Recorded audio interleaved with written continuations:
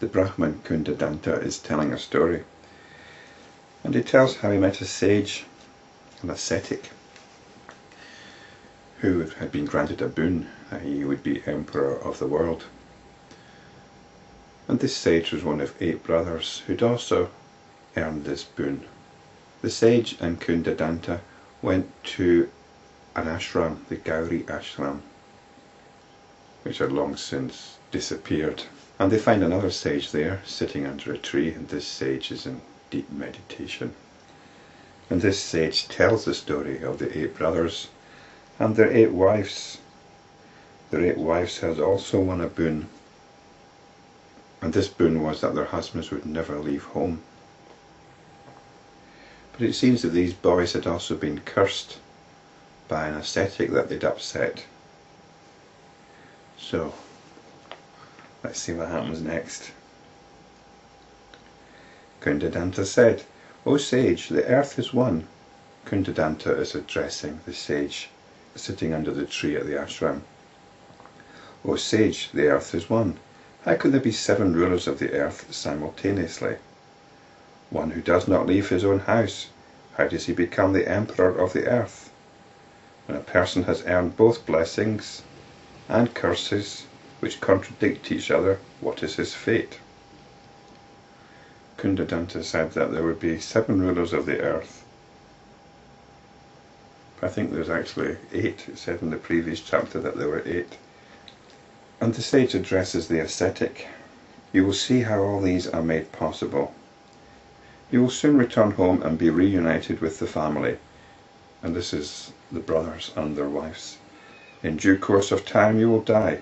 Your bodies will be cremated by your relations. All of you will remain separately in the space of consciousness for a brief while, as if in deep sleep.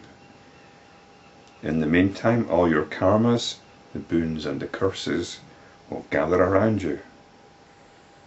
The boons will assume their own forms, and the curses will assume their forms too. The boons will have a pleasant countenance and lotus-like palms, 4 arms and a mace. The curses will be fierce-looking, dark, 2-armed, 3-eyed, and will hold a trident." So the boons are reminiscent of Vishnu, and the curses are reminiscent of Rudra. So what we've got here is a classic example of an unstoppable force hitting an immovable object. What happens when an unstoppable force hits an immovable object? We're about to find out. The boons will say to the curses, "Go away, you curses. Our time has arrived and you cannot transgress it."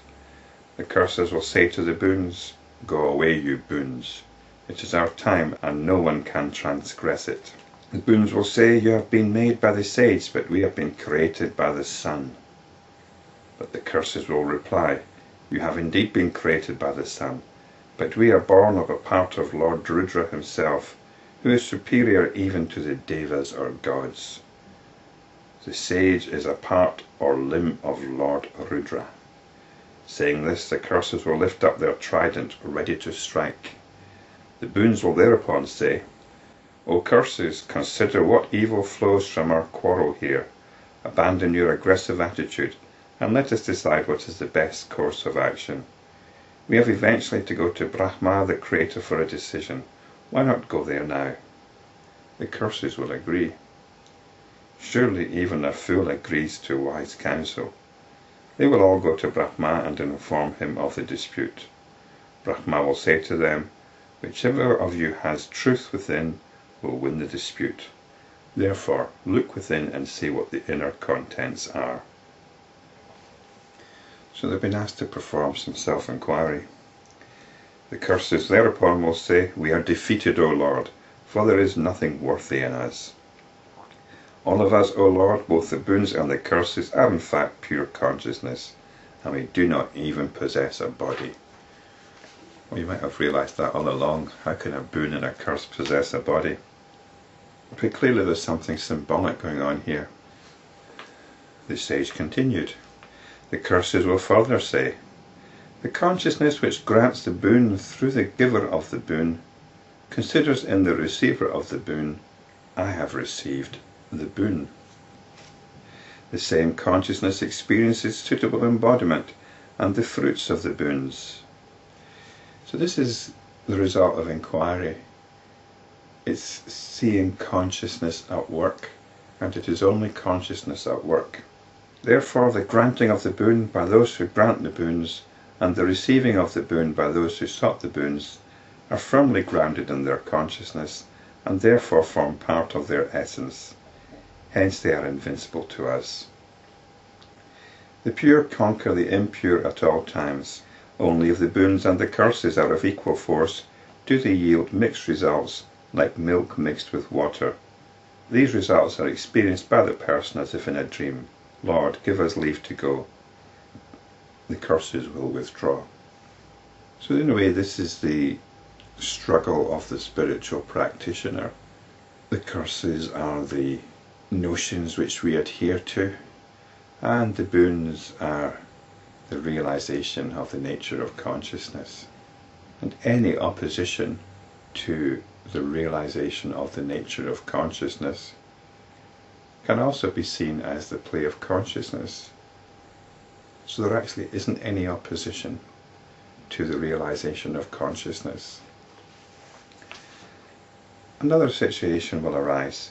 Here the very boon that the jivas of the brothers would not leave the house turns into a curse and challenges the boon that they would rule the whole earth.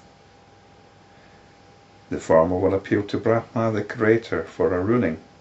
Brahma will say, though the two boons seem to be conflicting on the surface, indeed both of them have already been fulfilled.